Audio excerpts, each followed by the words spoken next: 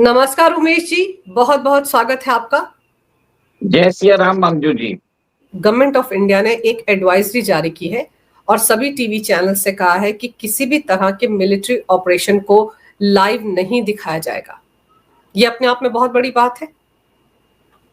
देखिए, आपको याद होगा कि 1999 कंधार जब IC-1814 हाईजैक हुआ था, यहाँ पे एक बहुत वरिष्ठ पत्रकार ने एयरपोर्ट पे, पालम एयरपोर्ट पे वहाँ के कोमोडोर को एक तरह से धमकी दी थी कि अगर आपने मुझे आने नहीं दिया तो मैं आपको छुट्टी करवा दूंगी। ठीक है। और उसी जो कथित पत्रकार है, 2008 जब मुंबई अटैक हुआ था, तब आपने देखा था कि लाइव स्क्रीनिंग भी किया था उन्होंने। और कारगिल युद्ध के दौरान भी हमने देखा कि कैसे उन्होंने अपने सैटेलाइट फोन से वो रिकॉर्ड भी कर रही थी, और आईएसआई के जो और पाकिस्तानी हैंडलर्स को सबको इंफॉर्मेशन जा रही थी रियल टाइम। तो ये चीजें स्पेसिफिकली मेंशन की गई है उस एडवाइजरी में। और वो कथित पत्रकार को एक तरह से चेता दिया गया है कि आप ये वापस ये बेवकूफी मत करिएगा।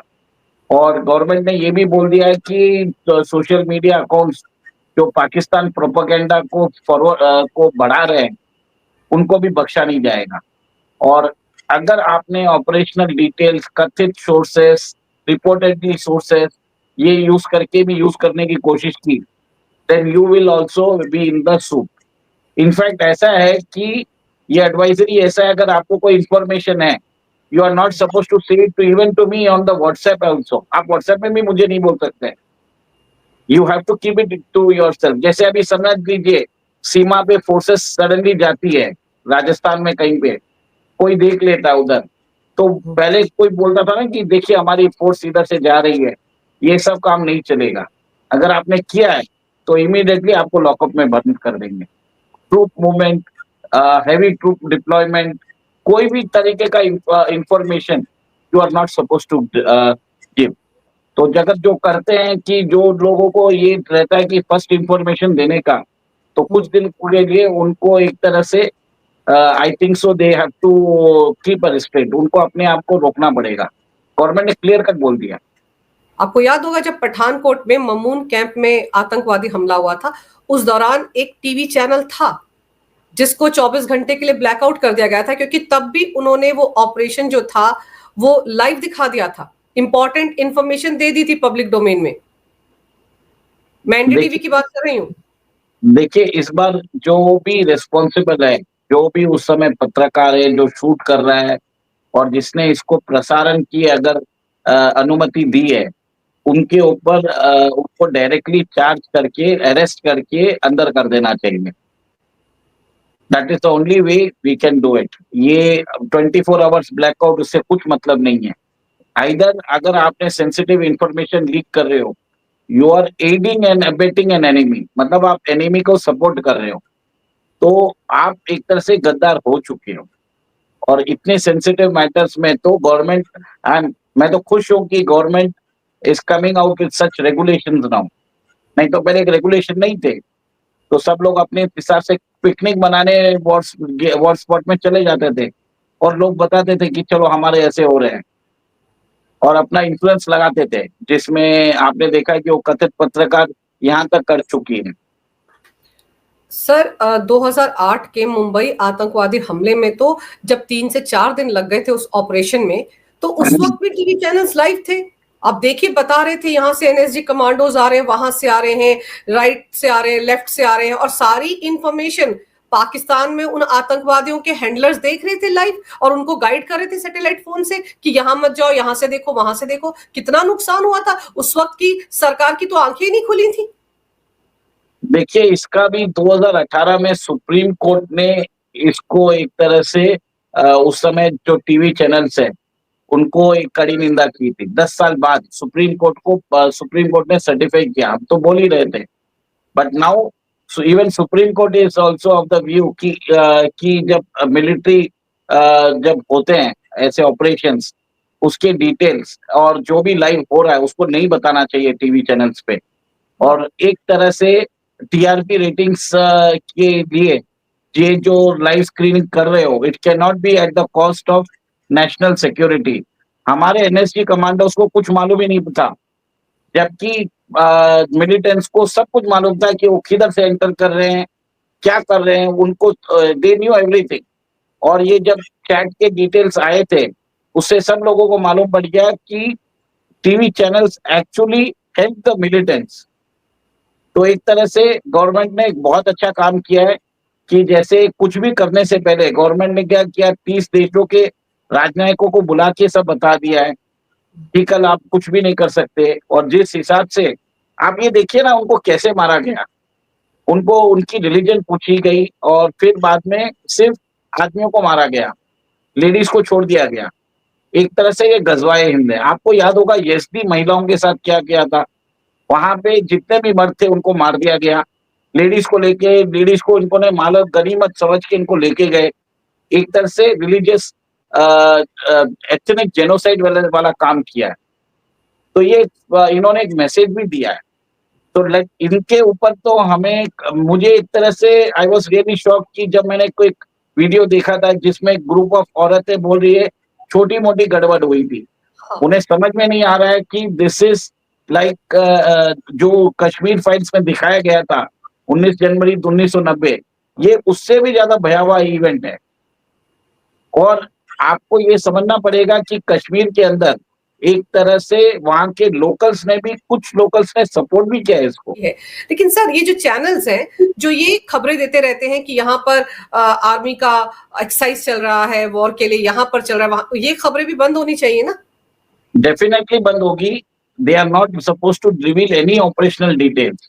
सर पाकिस्तान किस कदर बौखला गया है, आप देखिए लंदन में वो जो उच्चायोग है पाकिस्तान का, उसके सामने भारतीयों ने प्रदर्शन किया और वहां पर उनका एक कर्नल किस तरह के इशारे कर रहा था विंग कमांडर अभिनंदन के पोस्टर दिखा दिखाकर। कितना शर्मनाक है ये सब कुछ।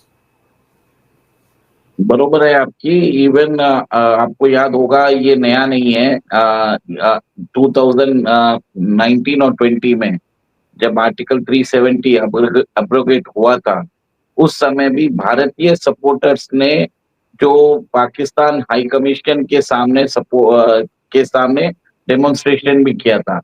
और नेक्स्ट दिन आपने देखा है कि पाकिस्तानी सपोर्टर्स जब भारतीय हाई कमीशन में आए थे, उन लोगों ने वहां पे जूते, मतलब अंडे, वो सब मार के गए थे। मतलब एक तरह से एक बॉटल ग्राउंड जैसा हो गया था। और कल जिस हिसाब से उनके डिप्लोमेट ने कैप्टन अभिनंदन का फोटो दिखा के वो जो गेस्चर किया था, आपको ये बता दूं कि इन्होंने बता भी दिया ना कि कितने वायलेंट है ये लोग। इसका मतलब यही है कि ये तो एक लाइव एग्जांपल है कि Pakistan is known to be promoting violence, और वायलेंस भी है तो टेररिज्म भी प्रमोट कर रहे हैं। और इनके इनके बोलने में मतलब दे आर देमसेल्फ एग्जिबिटिंग कि व्हाट दे स्टैंड फॉर।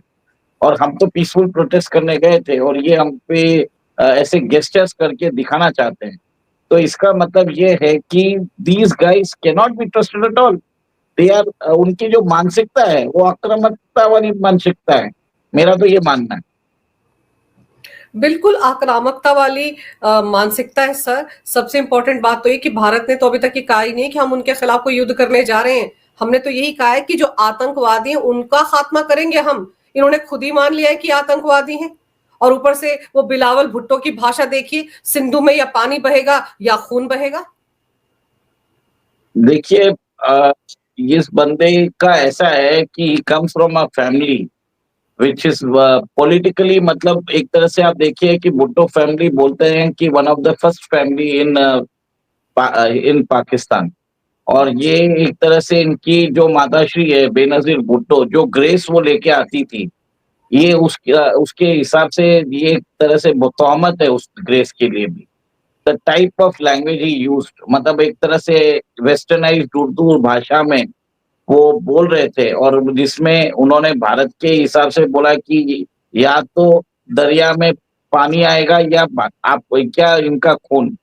तो मेरा ये मानना है कि एक तरह से ही is just trying to project himself कि वो पाकिस्तान के नेक्स्ट प्रधानमंत्री भी बनने का कोशिश कर सकते हैं। और आपको ये भी बता दूं कि भारतीय सरकार ने इंडस वाटर ट्रीटी को अभी तक इसको मतलब सस्पेंड करके रखा है, और इसके अंदर उन्होंने बोला है कि वो इसके अब हम क्या है इसके अंदर हम अपने डैम्स बना सकते हैं।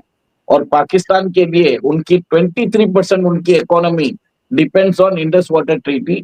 34% of the economy of employment Indus water treaty के कारण इफेक्ट होएगा। 60% of drinking water is due to Indus water treaty. 90% of the agriculture depends on Indus water treaty. और ये जो नदी है, जब अगर पंजाब से मतलब भारत से निकल के पाकिस्तान पंजाब में जाएगी, तो पंजाब वाले तो कैसे भी मैनेज कर देंगे, पर ये डाउन स्ट्रीम सिंध में जाएगी तब उनको प्रॉब्लम आएगा। Let us not take him in too much into consideration, क्योंकि कुछ साल पहले आपको मालूम ही होगा कि कैसे इनका चक्कर चल रहा था मैडम हिना रब्बानी खर से। ये भी आई थी एक 10 साल पहले एक रिपोर्ट भी आई थी। तो एक बहुत ही रंगीन मिजाज के हैं ये। इनको मेरे हिसाब से तो दिन में भी चरस लेके आए होंगे। चरसी है ये, तो मुझे यही लग रहा था। सर पर ये देखिए कि पाकिस्तान के जो प्रधानमंत्री शाहबाज, वो अब ये कह रहे हैं कि हम पहलगाम हमले में भारत के साथ इन्वेस्टिगेशन में शरीक होना चाहते हैं, उनके साथ इन्वेस्टिगेशन करना चाहते हैं। मतलब खौफ इस तरह से बढ़ गया है कि पता नहीं भारत कौन सी सैन्य कार्रवाई करेगा, कैसा मिलिट्री ऑपरेशन करेगा, एयर स्ट्राइक करेगा या नेवी के थ्रू कुछ करेगा। तो उसके बीच में अब घुटनों पर तो आ ही गए हैं, इसका मतलब प्रधानमंत्री पाकिस्तान के। देखिए, पाकिस्तान की इकोनॉमी देखिए, 370 बिलियन की इकोनॉमी है। भारत की 4.3 ट्रिलियन की इकोनॉमी है। हमारा फॉरेन एक्सचेंज रिजर्व में $680 बिलियन है। उनके फॉरेन एक्सचेंज में 15 बिलियन है। और बताया जाता है कि उनकी फौज के पास सिर्फ 3.5 या 4 दिन का फ्यूल है। और हमारे पास तो ऐसा है कि महीने भर का हमारे पास वो पॉसिबिलिटी है। और भारत ने अपना INS विक्रांत ऑलरेडी अरेबियन सी में भेज दिया है, जिसके कारण शिपिंग कॉस्ट, री इंश्योरेंस कॉस्ट बढ़ गए हैं। तो कहीं ना कहीं अब पाकिस्तान को मालूम पड़ रहा है कि ये जो वॉर है जितना ज्यादा बढ़ता जाएगा, जैसे वॉर हो भी ना हो और स्टैंड ऑफ हमने अगर 2 हफ्ते के लिए भी स्टैंड ऑफ कर दिया, तो पाकिस्तान इकोनॉमी ऐसे ही प्रॉब्लम में आ जाएगी। कल आपको मालूम है कि पाकिस्तान स्टॉक एक्सचेंज 2% गिर गया था। और आपको ये भी होता है कि जब लोग वहां से क्या होता है, सब लोग अपना इन्वेस्टमेंट खींचने की कोशिश करते हैं। That is a capital flight. तो उसके कारण डॉलर के मुकाबले पाकिस्तान रुपया और गिरेगा, और ज्यादा मतलब एक तरह से महंगाई बढ़ जाएगी। तो शहबाज शरीफ को उसकी चिंता हो रही है, क्योंकि ऑलरेडी जैसे हमने देखा है कि इंडस वाटर ट्रीटी का कैंसिल होने से जिस हिसाब से पानी की जो फ्लो है ऑलरेडी थोड़ा सा कम हो गया है, बहुत जगह बताया जा रहा है, नोटिसेबल चेंज है। और सेकेंड, प्राइस राइज होने से पाकिस्तान के अंदर जो जनरल अवाम है उनको प्रॉब्लम आ जाएगा। तो दिस इज द रीजन, मेरे हिसाब से दिस रीजन शहबाज शरीफ ने ये ऑफर दिया था, ताकि पाकिस्तान आइसोलेशन ना हो और एक तरह से उसके ऊपर जो स्पॉटलाइट आया है वो कम हो जाए। वो एक तरह से इंक्रीज स्पॉटलाइट नहीं चाहता। जैसे रशिया ने भी बोल दिया है कि आप पाकिस्तान मत जाइए, अपने टूरिस्ट को बोल दिया। उन्होंने इंडिया को नहीं बोला, उन्होंने पाकिस्तान को जाके बोला है। तो इसका एक अलग ही मैसेज जा रहा है। तो एक तरह से एक जो बोलते हैं ना नेगेटिव, इतनी बढ़ गई है न्यूज ऑफ पाकिस्तान, तो उसको कम करने की कोशिश की जा रही है कि हमने ऑफर दे दिया, हम ये कर रहे हैं। पर सर आप ये देखो कि वो जो पाकिस्तान आर्मी चीफ है मुनीर, उसने तो अपने परिवार वालों को विदेश भेज दिया है। बहुत सी खबरें ऐसी आ रही कि पाकिस्तान आर्मी के बहुत सारे ऑफिसर जाकर अफगानिस्तान में छिप गए हैं, प्राइवेट जेट से अपने परिवारों को लंदन भेज रहे हैं, अमेरिका भेज रहे हैं, यानी कि खौफ में है।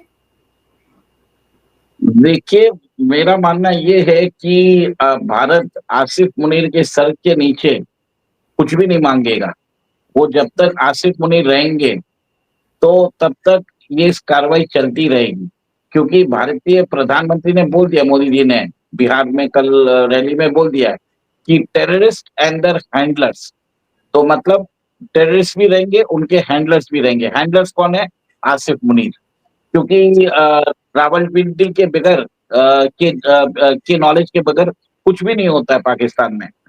सेकेंड, पाकिस्तान के अंदर एक तरह से वहाँ के लोगों के बीच में एक डर छा गया। जो निकल सकते हैं, जो कैपेबल है, वो निकलते जा रहे हैं। वो अपनी फैमिली को बाहर भेजते जा रहे हैं। जैसे आपने देखा आसिफ मुनीर ने किया है और बाकी कुछ जनरल्स ने किया है। और ऐसी भी न्यूज़ आ रही है कि तालिबान ने बोल दिया है कि अगर भारत अटैक करता है तो हम भी डूरंड लाइन को मारते नहीं है, हम भी अटैक कर देंगे और हमारा जो पश्तूनिस्तान है उसको हम एस्टेब्लिश कर देंगे। और आपको मालूम है बलूचिस्तान में तो कल रात को भी एक तरह से बम ब्लास्ट हुआ था और 10 पाकिस्तानी सोल्जर्स को मारे गए थे। बलूचिस्तान वाले तो वेट भी नहीं कर रहे, वो बोलते हैं हम तो हमारी पार्टी रखेंगे, हम तो जो दिखेगा हम तो मारेंगे। तो एक तरह से पाकिस्तान में from all the fronts internally और एक्सटर्नली चोक हो चुका है।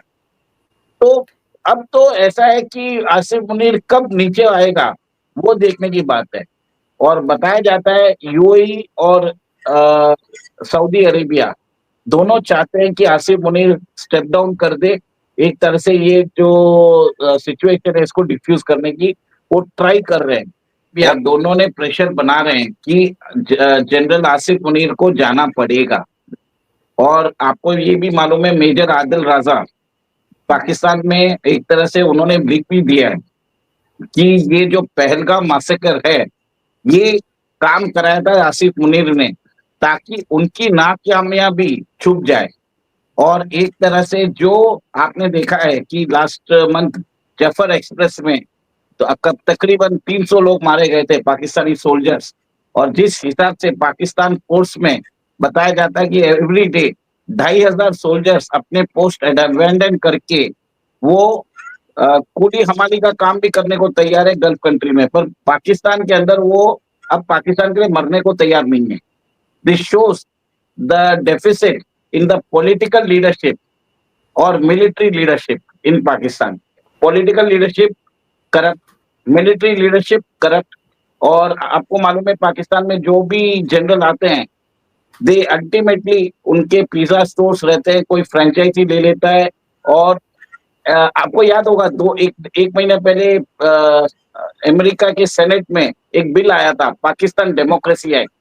उसमें बोला गया था कि आपको इमरान खान को रिस्टोर करना पड़ेगा as Pakistan prime minister, and नहीं तो हम जनरल आसिफ मुनीर के वीजा को रद्द कर देंगे, उनके सारे फाइनेंशियल जो एसेट्स है उसको भी फ्रीज कर देंगे। तो आप सोचिए उधर की सेनेट में ये आया हुआ है पाकिस्तान डेमोक्रेसी एक्ट। पर ईरान ने तो ऑफर भी किया है कि वो भारत और पाक के बीच में मध्यस्थता करने को तैयार है। मतलब भारत ने तो कहा ही नहीं अभी कि हम उन पे अटैक करें, तो मध्यस्थता की बात कहां से आ गई? देखिए अभी कुछ एक घंटे 1.5 घंटे पहले मैंने सुना है कि ईरान के साउथ वेस्ट ईरान में बंदर अब्बास पोर्ट पे एक बहुत बड़ा बम ब्लास्ट हुआ था। मेरे हिसाब से ईरान को पहले अपनी चिंता कर लेनी चाहिए। और ये जो बोलते हैं ना ग्लोबली अपने आप को एक बताने के लिए कि हम पीस कराना चाहते हैं, ये सब जरूरी नहीं है। पहले तो खुद अपने आप को बचा लो। खोमेनी को ये समझना चाहिए कि उनके ऊपर डोनाल्ड ट्रंप नजर लगाए बैठे हैं। अगर उन्होंने न्यूक्लियर डील नहीं की तो इजरायली जेट और अमेरिकन जेट ईरान का राम नाम सत्याय कर देंगे। मेरा तो ये मानना है। अच्छा, एक चीज हमने देखी कि अब जैसे 48 घंटे का अल्टीमेटम दे दिया गया था कि जितने भी पाकिस्तानी नागरिक भारत में हैं तुरंत यहाँ से रफा दफा हो जाए, सबके वीजा भी कैंसिल हो जाते हैं। अब देखिए महिलाओं की एक अच्छी खासी तादाद है जो जिनकी शादियां पाकिस्तान में हुई लेकिन भारत का पासपोर्ट उन्होंने सरेंडर नहीं किया, बच्चे यहाँ पैदा किए और शौहर जो है पाकिस्तान में रह रहा है और अब रोती गाती फिर रही है बॉर्डर पर कि हम क्यों जाए, हमें तो पाकिस्तान भी एक्सेप्ट नहीं कर रहा है। ये तो एक नया ट्रेंड देखने को मिला है। देखिए एक तरह से जो बहुत सारे रूल्स बनाए गए हैं जिसमें बताया जाता है कि आपको रजिस्टर करना पड़ता है अपनी मैरिजेस। ये जो पाकिस्तान में जो वो सब कोई जो रूल्स है वो फॉलो नहीं किए गए। तो अब जब उस समय सब शांति का माहौल था, सब चलता था। बट अब ऐसा है कि चीज़ें बदल चुकी हैं और अब रूल्स सब देखे जाएँगे।